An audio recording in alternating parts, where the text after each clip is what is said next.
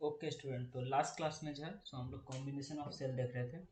Series combination and parallel combination already discuss कर चुके हैं। तो आज जो अभी जो स्टार्ट करेंगे that one is the mixed combination.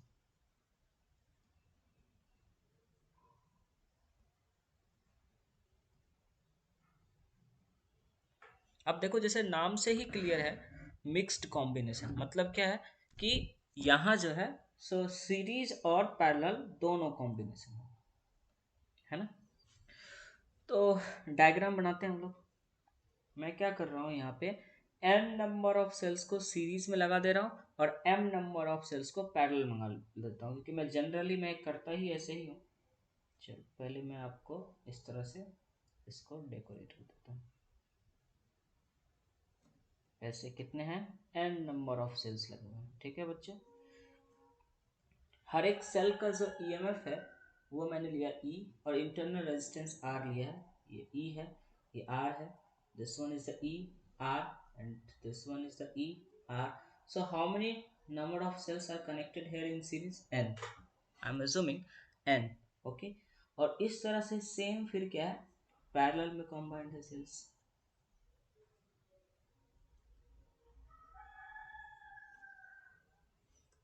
Okay, तो इस तरह से पैरेलल में कंबाइंड है। पैरेलल में कितने कंबाइंड है, m नंबर ऑफ पैरेलल इस तरह का लगा हुआ है कॉम्बिनेशन। ठीक है,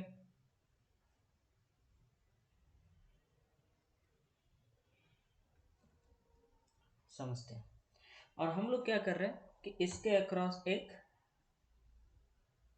लोड रजिस्टर लगा दे रहे हैं, कैपिटल आर। बहुत डिस्टर्ब होता है मुझे, तुम लोग जो लेट से ज्वाइन करते हो, टाइम पे आया करो सब। तो यहाँ पे हमने एक लोड रजिस्टर लगाया आर। ठीक है, पहले मैं टोटल इंटरनल रेजिस्टेंस की बात कर लूँ। देखो यहाँ पे एन नंबर ऑफ जो रजिस्टर है वो कैसा है बच्चे, सीरीज में कनेक्टेड है। एक मिनट, यहाँ से लाइट आ रहा है, इसको बंद कर दो तो शायद अच्छा है, रिफ्लेक्ट हो रहा था। Okay, so here an number of resistor लगा हुआ है, छोटा छोटा स्मॉल है।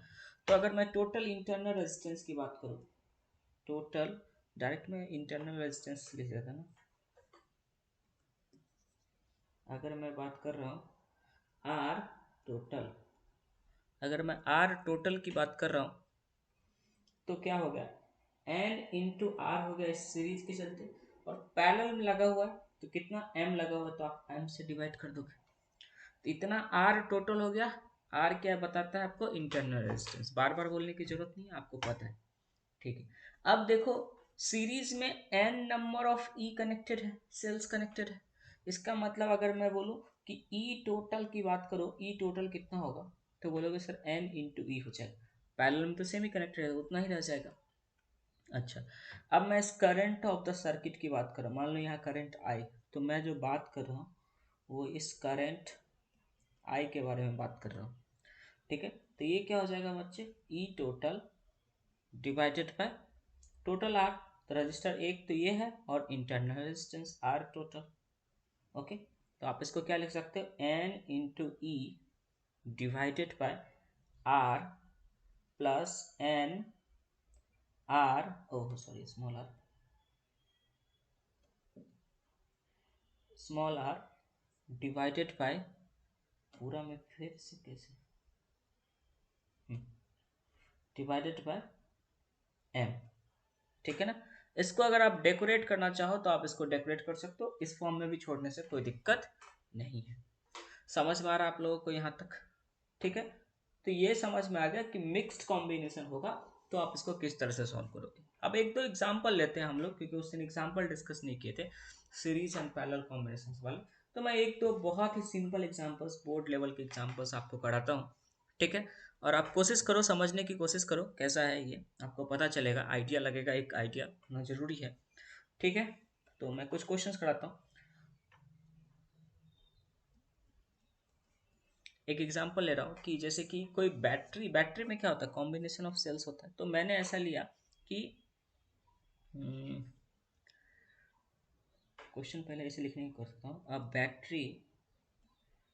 बैटरी ऑफ 6 सेल्स, 6 सेल्स का कॉम्बिनेशन है, 6 सेल्स ईच ऑफ EMF कुछ दे रखा है, मान लो 2 ले लेते हैं, 2 वोल्ट, ओके, और internal resistance and internal resistance 0.5 ओम ऐसा है, ठीक है। अब हम लोग ऐसा है कि ये मैं बराबर लेता हूँ, हर एक बार मैं ये क्वेश्चन लेता हूँ इसलिए मुझे याद रहता है, ठीक है। अब क्या कर रहे हैं, इसको हम लोग चार्ज कर रहे हैं, इसको चार्ज कर, चार्जिंग डिस्चार्जिंग दोनों का, आप डिस्चार्जिंग का भी केस ले सकते हो, आप चार्जिंग का भी केस लेते हो। तो is being charged bye DC main, ठीक है, जिसका EMF कितना है, DC मेन EMF 220 वोल्ट, ठीक है। अब यहाँ एक एक्सटर्नल रेजिस्टर भी लगा है by an external resistance of 10 ohm. आपसे पूछ रहा है कि चार्जिंग करंट क्या होगा, फाइंड चार्जिंग करंट, ठीक है।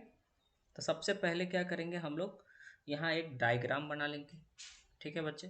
तो एक डायग्राम बनाते हैं, मान लो आपको कितने सेल्स लगे हुए हैं बच्चे, आपके पास जो सेल्स लगे हुए हैं वो 6 लगे हुए हैं। तो ये इस तरह का कॉम्बिनेशन है, ये 2 वोल्ट का है और ये आपका 0.5 ओम है।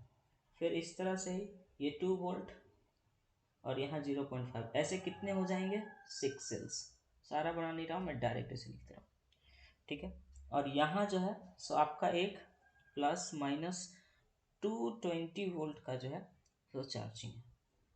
और यहाँ आपने एक इस तरह से एक्सटर्नल रेजिस्टेंस लगा रखा है 10, ठीक है। ये 2 वोल्ट है और ये 0.5 ओम है, ठीक है बच्चे। अब देखो यहाँ पे भी आप सिंपल सा इसका अगर आप सॉल्यूशन कर रहे हो, आप इसका जब सॉल्यूशन कर रहे हो तो 2-3 चीज़ें आपको पहले तो क्या करना होगा, पहले हम लोग बात करेंगे कैसा कि EMF कितना हो जाएगा, ई टोटल आपको पता है कितने हैं, 2 करके 6 है। तो क्या लिखोगे आप, 2 इंटू 6 कितना हो जाएगा, 2 into 6 12 volt. Resistance, internal resistance R total इस केस में कितना हो जाएगा बच्चे, 0.5 इंटू 6 3 ओम आ जाएगा। आपसे पूछा है करंट, है ना, मैंने चार्जिंग करंट पूछा है, इस चीज़ का ध्यान रखना। तो चार्जिंग केस में क्या होता था, चार्जिंग केस में आपका होता था नेट EMF, हमेशा ये लगाएंगे हम लोग फॉर्मूला, कभी भी करंट ना लगा तो क्या लिखा, net EMF by total resistance. Net EMF यहाँ क्या होगा, 220 माइनस ई टोटल कितना था 12 डिवाइडेड बाय टोटल रेजिस्टेंस। एक तो यहाँ पे लग गया था 3 आ गया था इंटरनल वाला और ये थे 13। तो कहने का मतलब है ये आ गया आपका 220 माइनस 12 मतलब 208 आ जाएगा डिवाइडेड बाय 13। 208 डिवाइडेड बाय 13 ये हो जाएगा कितने टाइम्स,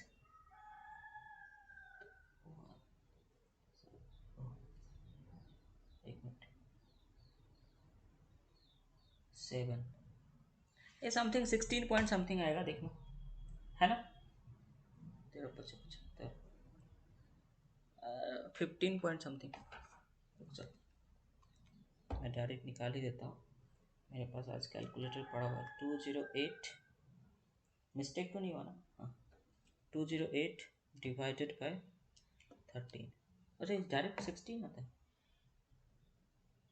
ओहो 78, ओह सही सही, हाँ 78 आता है ना बाद में, तो हाँ ठीक है तब तो आ ही जाएगा, तो 16 हो जाएगा, 13×6 = 78, हाँ तो इतना आ गया, ठीक है। तो मैं आपको चार्जिंग डिस्चार्जिंग बता चुका हूँ, चार्जिंग और डिस्चार्जिंग बता चुका हूँ। वैसे मैं अभी ना आपको कुछ चीज़ें और एक क्वेश्चन करेंगे, लेकिन आपको मैं और कुछ थोड़ा सा एक क्या कहते हैं आइडिया देता हूँ कि क्वेश्चन सॉल्व करते समय चीज़ों को एनालाइज कैसे करना चाहिए, मैं इस चीज़ का आपको आइडिया दे रहा हूँ, ठीक है। और आप समझने की कोशिश करना, आपको थोड़ा सा अच्छा लगेगा। मतलब उसको कहते हैं एक फील गुड फैक्टर ना, तो एक फील गुड फैक्टर की तरह मैं आपको कुछ आइडिया दे रहा हूँ, आपको वहाँ से समझ में आएगा, ठीक है ना। और ये चीज़ें मैं अच्छे क्वेश्चन सॉल्व कर रहा था, जेई एडवांस के क्वेश्चन सॉल्व करते समय मैंने जो चीज़ें ऑब्जर्व किया, मैं आपको थोड़ा बहुत आइडिया देता हूँ, बहुत ज़्यादा नहीं बताऊँगा, ठीक है। तो क्या होता है कि अच्छा, अभी मैंने आपको पावर नहीं पढ़ाया ना, मैं आपको एब्जॉर्ब पावर और डिलीवर्ड पावर जब पढ़ाऊंगा उस समय बताऊंगा, इसके बाद ही पढ़ा देता हूँ। वैसे आप लोग जो है सो जूल सीटिंग इफेक्ट्स पहले भी पढ़ चुके हो, ठीक है ना।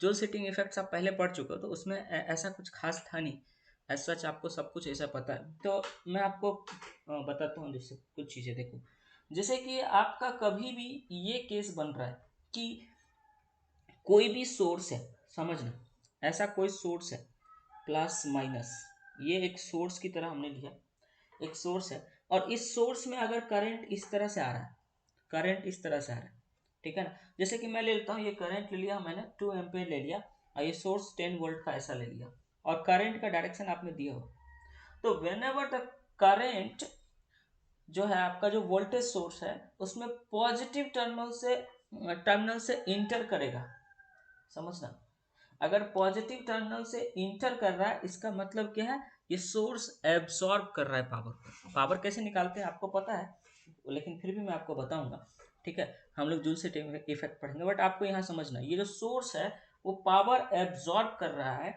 ये जो है सो पावर एब्सॉर्ब कर रहा है।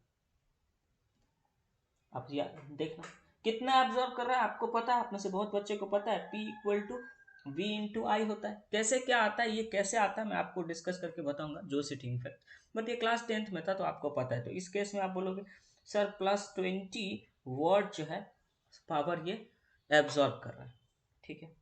दूसरा केस क्या ले सकते हैं बच्चे, दूसरा केस मैं ऐसा ले लेता हूँ कि मान लो इधर पॉजिटिव है इधर निगेटिव है, और यहां से करंट इस तरह से जा रहा है, आ रही, ये मान लिया मैंने 2 एम्पियर ही, ठीक है, और यहाँ पे आपका 10 वोल्ट है, तो इस केस में जो है सब पावर क्या होगा बच्चे, डिलीवर्ड। इस केस में पावर क्या होगा, पावर डिलीवर्ड होगा, ठीक है। अब पावर डिलीवर्ड आपको कोई पूछ रहा है यहाँ क्या होगा, फिर से आप तो वही लिखोगे, क्या,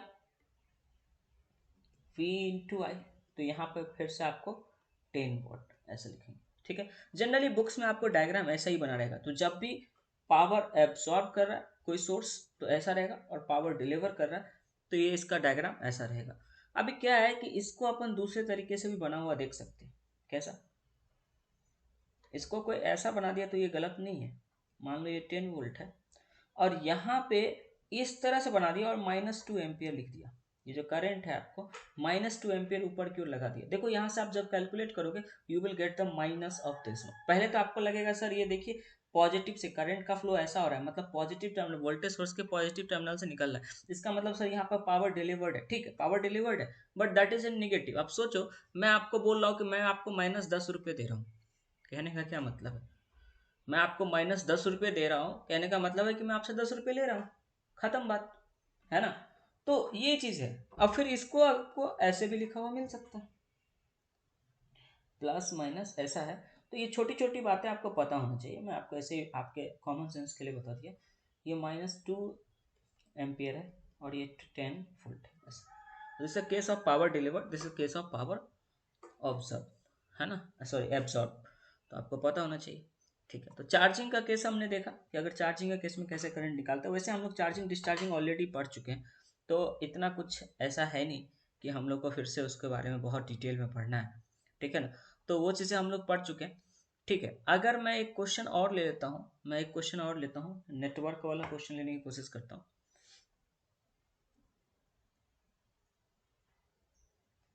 मान लिया एक ई है, आर ऐसा कनेक्टेड है, दूसरा एक ई है इस तरह से, इसके साथ भी एक इंटरनल रजिस्टर कनेक्टेड है, फिर से एक ई है बच्चे, यहाँ एक इंटरनल रजिस्टर कनेक्टेड है, और फिर से 4 हो गया, इस तरह से ई है और यहाँ एक कनेक्टेड है, ठीक है। और इसके अक्रॉस जो है बच्चे यहाँ दो 15 ओम का रजिस्टर कनेक्टेड था, ऐसा मान एग्जाम्पल ले रहे हैं हम लोग, यहाँ पे भी 15 ओम कनेक्टेड है और यहाँ भी 15 ओम कनेक्टेड है, ठीक है ना।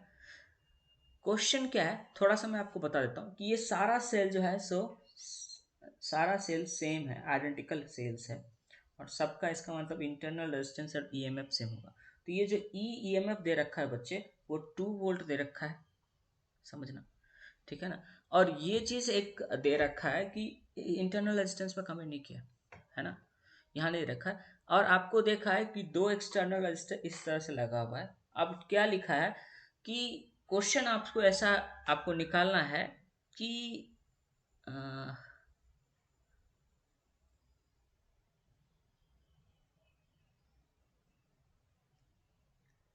एक मिनट रुक जाओ, मैं यहाँ पे 2 टर्मिनल ले लेता हूँ ऐसा, ए बी। क्वेश्चन क्वेश्चन मैं इसमें करंट देकर के भी आपसे पूछ सकता था कि इंटरनल रेजिस्टेंस क्या है, लेकिन मैं सोच रहा हूँ कि ए बी आपसे क्या पूछा है कि ये भी दे रखा है, वी ए बी दे रखा है, voltage difference across A B आपको दे रखा है, ठीक है ना।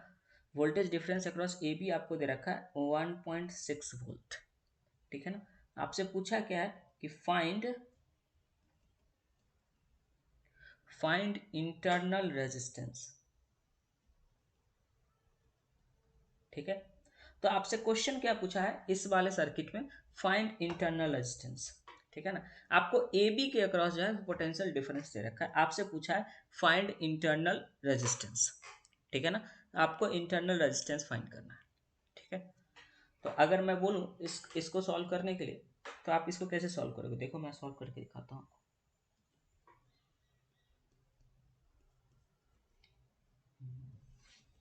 यहाँ देखो 4 है इस तरह से, तो ये तो पैरेलल में कनेक्टेड, तो ई तो ई रह जाएगा। तो मैं इस सर्किट को थोड़ा सा रिड्यूस करता हूँ, यहाँ ई लिखता हूँ, but internal resistance 4 register connected है यानी पैरेलल, तो ये क्या हो जाएगा बच्चे, ये हो जाएगा R/4, ठीक है। और यहाँ दो 15 जो है ओम, वो आपका पैरेलल में है, तो 15 का हाफ हो जाएगा, तो यहाँ एक रजिस्टर हो जाएगा 15/2, इसको डायरेक्ट में 7.5 ओम लिख सकता था, 7.5 ओम। आपको ये जो 2 पॉइंट है ए बी, इसके अक्रॉस पोटेंशियल गिवन है 16 वोल्ट का। ओहो, 16 लिया था कि 16 लिया था, चलो 16 ही लिया था, 1.6 कर देता हूँ, ठीक है। 16 लेने से भी ठीक रहता, चलो कोई बात नहीं, 1.6 लिए थे, दोनों ही आता, कोई बात नहीं। तो अब देखो जरा, इस केस में आपको यहाँ तक पता चल गया। अब एक चीज़ तो पता है आपको कि करंट जो है, ये पूरा सर्किट है, इससे जो करंट ड्रॉ हो रहा है इधर आई, तो ये आई पर मैं कमेंट करना चाहूँ तो तुम बोलोगे सर ये आई जो हो जाएगा, एक्चुअल में ये आई हो जाएगा, ये terminal voltage A be given है, डिवाइडेड बाय ये रजिस्टर जितना होगा उतना के बराबर हो जाएगा। हाँ हो जाएगा। तो कहने का क्या मतलब है, आई क्या हो जाएगा, V A B divided by जो एक्सटर्नल रेजिस्टेंस कितना है 7.5, इसके बराबर हो जाएगा आई सर। हाँ, तो लिख लेते हैं, ये हो जाएगा 1.6 डिवाइडेड बाय 7.5 एम्पियर, इतना हो गया। अब देखो, अब जरा देखो इस वाले केस में, देखो इस वाले केस में देखो, यहां से आप आई निकाल लोगे, समझ में आ रहा है। अब इस वाले केस में ए बी जो है, वी ए बी की अगर मैं बात करूं, वी ए बी किसके बराबर होगा सर, ये होगा ई माइनस आई इंटू R/4 के बराबर हो जाएगा। ये सब चीज़ें हम लोग पहले देख चुके थे, इसके अक्रॉस वोल्टेज निकालने के लिए, अगर इस इंटरनल रेजिस्टेंस कनेक्टेड है तो इसके अक्रॉस वोल्टेज क्या होता है, टर्मिनल वोल्टेज क्या होता था, ई माइनस आई इंटू इंटरनल रेजिस्टेंस। तो यहाँ इंटरनल रेजिस्टेंस क्या है बच्चे, R/4, तो हमने पूरा R/4 रख दिया, समझो। वी ए बी तो आपको पता है 1.6, ई आपको पता है बच्चे 2, 2 लिख दिया, माइनस आई आपने निकाल लिया है यहाँ से, क्या निकाला है 16/75, मैं इसको पॉइंट उड़ा दें, 16/75 इंटू R/4, ये कट जाएगा कितना 4 टाइम्स, समझना, ये कट गया 4 टाइम्स। अब जो है आप यहाँ से इक्वेशन आ गया क्या, 1.6 इक्वल टू 2 माइनस 4R/75। यहाँ से क्या सॉल्व करके हम लोग R का वैल्यू नहीं निकाल सकते, आराम से निकाल सकते, यहाँ से सॉल्व करके आप R का वैल्यू आराम से निकाल सकते हो, तो निकाल लेना, खत्म, यहाँ से आपका आर आ जाएगा। That is the answer. Easy था, सबको समझ में आया? ऐसे क्वेश्चन आ सकते हैं, कोई दिक्कत नहीं है। समझ में आ रहा है सबको? हाँ ना बोलो। देखो अब एक बोर्ड का पूछा हुआ क्वेश्चन मैं ले लेता हूँ इस बुक से, ठीक है? एक बोर्ड का पूछा हुआ क्वेश्चन लेता हूँ, सीरीज एंड पैरेलल वाला। ये देखो 2000 ये 8 में भी पूछा हुआ है, 17 में भी पूछा हुआ है, ठीक है? तो ये क्वेश्चन देखो, एक कराता हूँ मैं, एक क्वेश्चन को 2 बार पूछा हुआ है, और ये क्वेश्चन मैं इस टाइप का बार बार कराता भी रहता हूँ बच्चे लोग को। तो क्या क्वेश्चन है देखो, क्वेश्चन बोल रहा है कि n rows each containing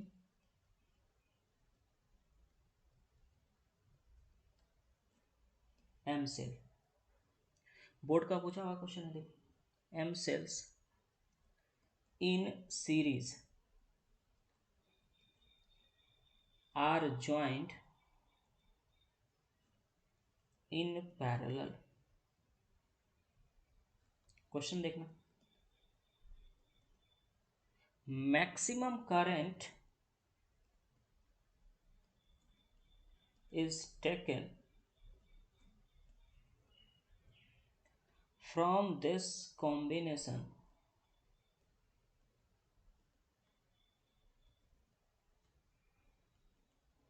in a 3 ohm resistance if the total number of cell is 24, if the total number of cell is 24 and internal resistance of each cell is 0.5 ohm, find the value of m and n। Question समझ ना, find the value of m and n। क्या question है, मैं एक बार फिर से आपको read कर देता हूँ। क्या है कि n rows each containing m cell in series are joined in parallel, ठीक है? n rows each containing m cell in series are joined in parallel। मतलब हम लोग क्या किए थे, इधर सीरीज में n ले लिए थे, लेकिन यहाँ उल्टा है, यहाँ m जो सेल है वो आपका क्या है, सीरीज में है। ऐसा मैं इसका डायग्राम बना रहा हूँ, यहाँ इंटरनल रजिस्टर होगा इस तरह से जो है, सो कर करके आपका कितने हैं लगभग m, ऐसा m दे रखा है। और ऐसा ही जो है सो सेम हमने मिक्स वाला किया था, तो ये मिक्स वाले पर बेस्ड क्वेश्चन था, सीबीएसई ने मिक्स वाले पर बेस्ड क्वेश्चन पूछा है n, ठीक है? ऐसा ऐसा है, ठीक है बच्चे? तो इधर n है, इधर m है, इधर m है और इधर n है, इस तरह से कनेक्शन है। क्या कह रहा है उसके बाद, maximum current is taken from the combination in a 3 ohm resistance. तो यहां जो है सो इसके अक्रॉस एक 3 ओम रजिस्टर लगा रखा है, 3 ओम रजिस्टर लगा रखा है। If the total number of cell is 24, क्या है, if the total number of cell used is 24, ये m और n को मिला दिया जाए तो 24 है, तो टोटल नंबर ऑफ सेल पता चल गया। और सबका इंटरनल रेजिस्टेंस जो है सो आपको दे रखा है 0.5 ओम है। तो आपसे पूछा है कि बच्चे m एंड n का वैल्यू बताओ, ठीक है? पहले तो एक चीज देखो, सॉल्यूशन करते समय आपको एक चीज का ध्यान रखना है कि टोटल नंबर ऑफ सेल कितने हैं। तो ये जो है टोटल सेल जो दे रखा है आपको 24 दे रखा है, ठीक है? अब देखो मैक्सिमम करंट पूछ रहा है आपसे, जरा समझना, आपसे पूछ रहा है कि मैक्सिमम कंडीशन क्या है, मैक्सिमम करंट। मैक्सिमम करंट तब होगा जब आपका, मैक्सिमम करंट तब होगा जब आपका जो ये एक्सटर्नल रेजिस्टेंस है वो इंटरनल रेजिस्टेंस का बराबर हो जाए, दिस इज द कंडीशन। आप देखोगे जब आप चार्जिंग वाला तो उसमें माइनस होते रहता है, तो उस केस में आप वहां से लिख सकते हो। अच्छा सर, तो इसको क्या लिखना पड़ेगा कि यहाँ पे क्या इंटरनल रेजिस्टेंस यहाँ m है, तो M R divided by n number तक ऐसे connected n is equal to अगर 3 हो जाए, this is the condition for the maximum current. ठीक है, अब देखो यहाँ, ठीक है, एम आर के जगह पर आप 0.5 लिखोगे इक्वल टू 3 इंटू एन, ऐसा लिख लेंगे। ठीक है सर, एक मिनट। हाँ, अब यहाँ से जो है ये 0.5 है बच्चे, तो यहाँ से m इक्वल टू आ गया, वो आ गया 6n आ गया। देखो इसको इधर ले जाओगे 6n आ जाएगा। ठीक है, अब मैं क्या बोल रहा हूँ, m इक्वल टू 6n तक तो ठीक है ना। अब क्या है कि टोटल नंबर वाले पर विश्वास करते हैं। टोटल नंबर इतना, देखो यहाँ m लगा हुआ, इधर n लगा हुआ, इसका मतलब क्या है, m इंटू n जो है सर वो 24 है। ठीक है, m के जगह पर 6n डाल दो, तो 6n square is equal to 24 आ गया। अब देखो 6 से ये कट जाएगा, कितना टाइम्स कट जाएगा, 4 टाइम्स, तो n जो आ गया 2, तो m कितना आ जाएगा बच्चे, यहाँ से हम लोग लिख सकते हैं, यहाँ से आपका m आ जाएगा और m आ जाएगा आपका 12, m आ जाएगा 12। तो इसका मतलब है कि 12 रजिस्टर इधर की ओर कनेक्टेड है, और ऐसा 2 रोज है, मैंने ज़्यादा बनाया है लेकिन ऐसा 2 ही रोज है। समझ में आ रहा है आप लोगों को, बताओ।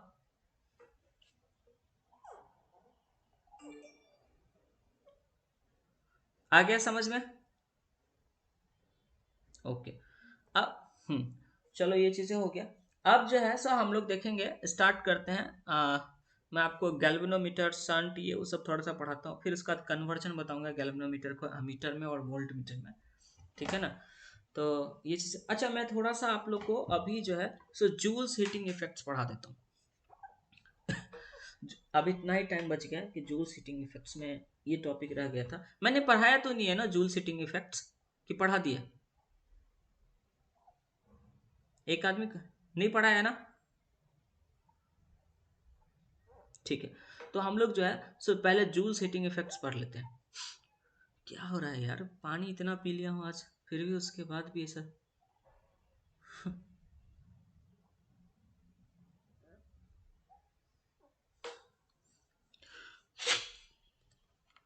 एक मिनट।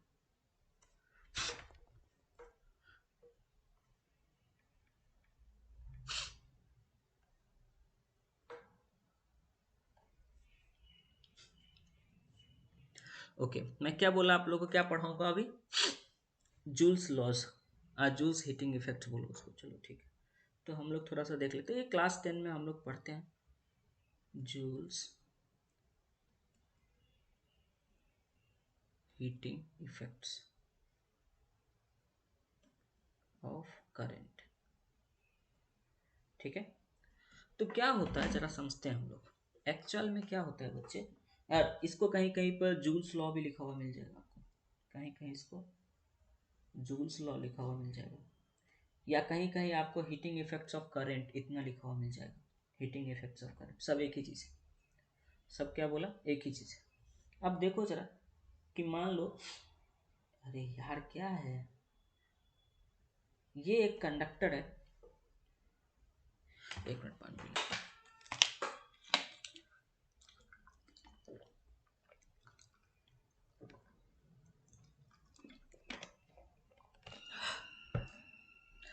समझो, ये एक कंडक्टर है, और इस कंडक्टर के अक्रॉस आपने क्या है, पोटेंशियल डिफरेंस क्रिएट करने के लिए एक बैटरी को कनेक्ट किया, पॉजिटिव टर्मिनल, नेगेटिव टर्मिनल। तो क्या होगा बच्चे, यहाँ पे आपको पता है करंट ऐसे फ्लो होगा। अब करंट फ्लो हो रहा है ना, करंट फ्लो हो रहा है, इसका मतलब क्या है, क्रॉस सेक्शन एरिया से चार्ज क्रॉस कर रहा है। तो due to this current flow, ये जो करंट फ्लो हो रहा है बच्चे, इसके चलते इसमें क्या होगा, हीट जनरेट होगा। ठीक है, अब ये जो हीट जनरेट होता है बच्चे, this heat generated is actually directly proportional to the square of current flow through it. जितना करंट फ्लो होगा उसका, मान लो इस कंडक्टर का रजिस्टर आर है, रेजिस्टेंस आर है इस कंडक्टर का। ठीक है, तो दे एच जो है ये भी डायरेक्टली प्रोपोर्शनल होगा आर का। ये हीट जनरेटेड जो होगा which is also directly proportional to the time, आप कितने टाइम तक इसको रन करते हो। उसका भी डायरेक्टली प्रोपोर्शनल होगा। इसका मतलब क्या कहना चाहते हैं सर? उसके मतलब कहना चाहते हैं H equal to I square R into T होगा। अब देखो इस केस में क्या हो रहा है, वर्क डन भी हो रहा है। तो आपको कभी पूछा जाएगा कि इलेक्ट्रिक वर्क डन क्या होता है, तो ये भी कितना होता है, आई स्क्वायर आर इंटू टी होता है। यही फार्मूला आपका एच का होता है, हीट जनरेटेड का, इलेक्ट्रिक वर्क डन का, दोनों का फार्मूला आपका यही चीज़ होता है। ठीक है, इलेक्ट्रिक एनर्जी का भी यही फार्मूला होता है। ई लिख देता हूँ मैं यहाँ, ई डब्ल्यू लिखना था simple, E H heat generated, ये सब का फार्मूला क्या होता है बच्चे, आई स्क्वायर आर इंटू टी। समझ में आ रहा है? यहाँ तक तो किसी को कोई दिक्कत नहीं, मैं आपको बता रहा हूँ ये कैसे क्या आता है, मैं आपको पूरा डिटेल में बता रहा हूँ। ठीक है, अब देखो जरा कि ये वाला केस यहाँ तक तो ठीक था, यहाँ तक किसी को कोई बुराई नहीं था। थोड़ा सा और अगर आगे बढ़ते हैं तो हम लोग को और चीज़ें समझ में आएगा। तो अगर मैं बोलूँ कि पावर, पावर कि क्या पावर, इलेक्ट्रिक पावर, अगर मैं इलेक्ट्रिक पावर की बात कर रहा हूँ तो क्या हो जाएगा, electric work done divided by time, है ना। तो देखो इलेक्ट्रिक वर्क डन तो सर ये आई स्क्वायर आर इंटू टी था, अभी आपने बताया।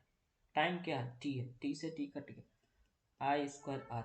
ये सब कैसे क्या आ रहा है सर, थोड़ा आप बताइए डिटेल में।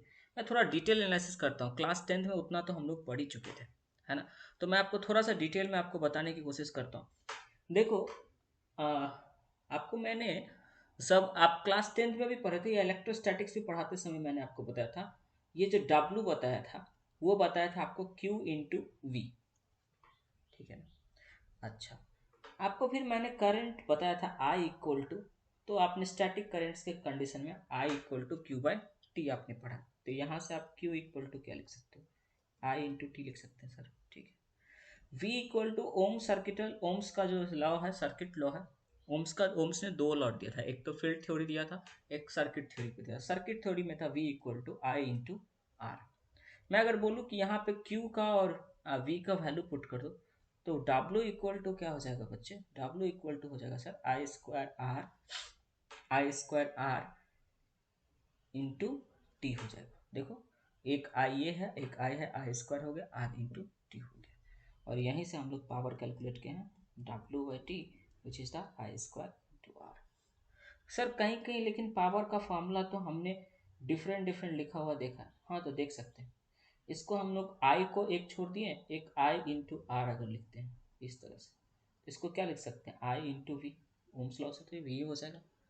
या किसी किसी बच्चे ने देखा होगा कि पावर को सर इस तरह से लिखते हैं ना, एक आर से मल्टीप्लाई, ये आई स्क्वायर था आर था, इसको पूरा कर देते हैं सर, आर से मल्टीप्लाई कर देते हैं, आर से डिवाइड कर देते हैं, तो ऊपर अच्छा दिखेगा, I square R square divided by R हो जाएगा। और सर इसको वी स्क्वायर लिख सकते हैं, V square by R. Yes, तो सर क्या पावर का आपने बहुत सारा फॉर्मूला बताया, आई स्क्वायर आर बताया, वी इंटू आई बताया, वी स्क्वायर बाय आर बताया, ये क्या सारा सब सेम है? यस, ये सब सेम है, ये सब सेम है। ठीक है, और आपको सब पता होना चाहिए। ठीक है, आपको सब पता होना चाहिए, ये सब सेम है और सब पता होना चाहिए आपको। अच्छा सर, तो एक चीज़ आपने पढ़ाया था कुछ पावर के बारे में, और एनालिसिस करके अगर आप बताते तो अच्छा रहता, तो मैं आपको और भी थोड़ा सा इसके बारे में डिटेल कराता हूँ।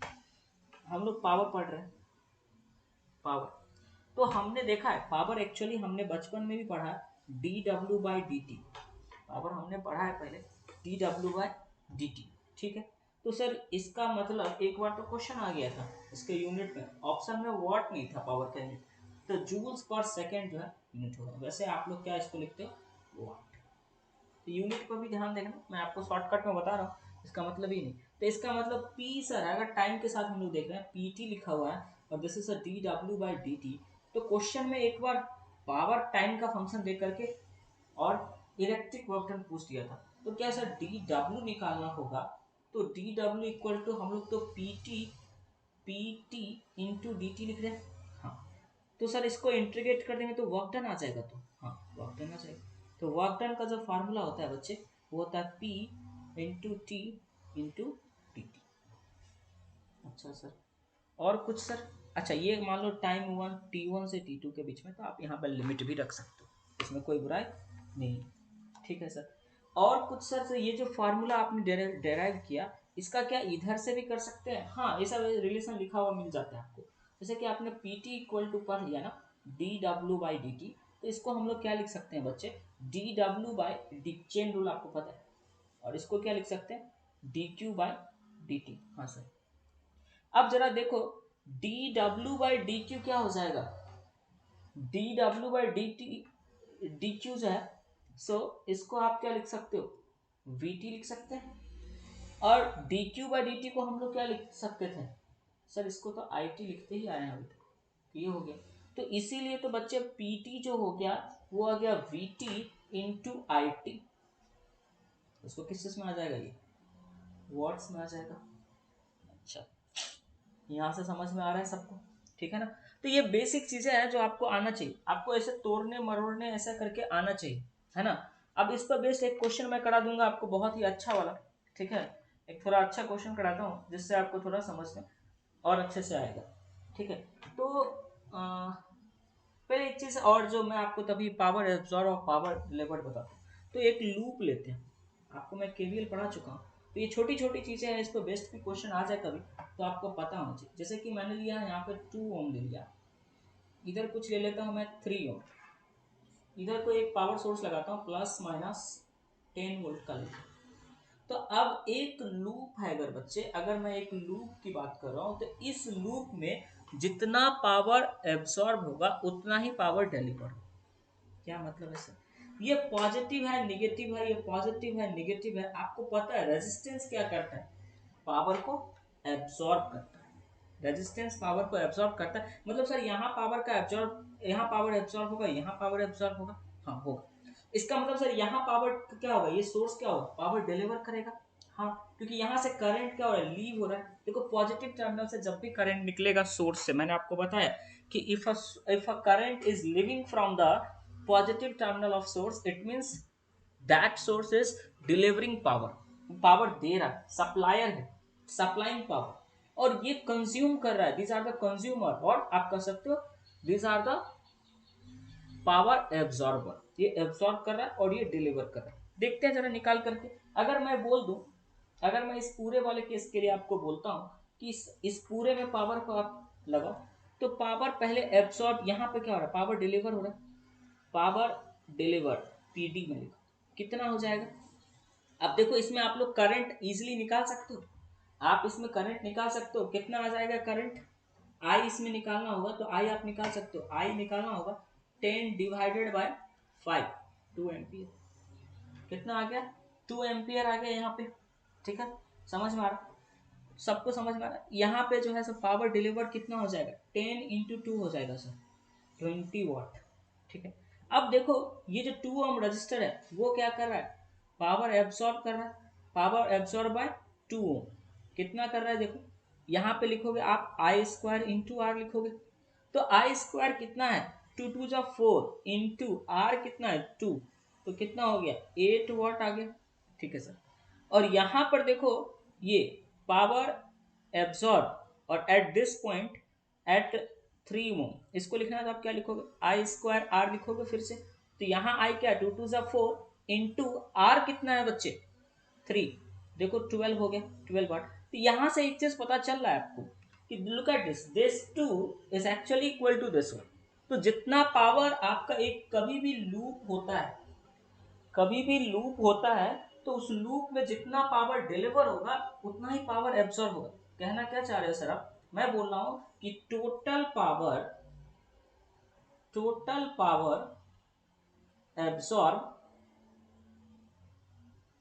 Absorbed is equal to total power delivered,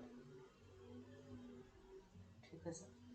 तो ये क्या होता है सर, इसको कहते हैं क्या है, इसको कहते हैं power conservation, power conservation theorem कहते हैं इसको, इसको कहते हैं पावर कंजर्वेशन। वैसे इसको ना आप किसी किसी बुक में, अच्छे बुक पढ़ोगे तो इसको कहते हैं टेलीजेंस थ्योरम, आधे टीचर्स को भी नहीं पता होता इसको, इंटेलिजेंस थ्योरम। तो सर ये तो आप बोले कि टीचर्स को नहीं पता था, क्या क्वेश्चन आएगा? आएगा, आएगा क्वेश्चन, क्योंकि ये सब चीजें बेसिक है और इस पर बेस्ड क्वेश्चन आ सकता है आपको ऑब्जेक्टिव में, तो आपको पता होना चाहिए। हाँ, ये चीजें आपको याद रखना है कि this is for the ideal network. ये किसके लिए है? ये आपका आइडियल नेटवर्क के लिए, ठीक है। जब आइडियल नेटवर्क का केस होगा उस समय जो है सो आपका पावर जितना एब्सॉर्ब होगा उतना ही पावर क्या होगा? डिलीवर होगा, ठीक है ना। तो ये चीज़ें आपको पता होना चाहिए। इसको पावर बैलेंस इक्वेशन भी बोलते हैं, इसको और भी एक नाम दिया जाता है, this is also called a power balance equation. इसका दूसरा नाम जो है पावर बैलेंस इक्वेशन भी कहलाता है, ठीक है ना। तो ये बेसिक चीज़ें आपको मुझे समझाना था, होप सो आप लोग को समझ में आया। आया सबको समझ में?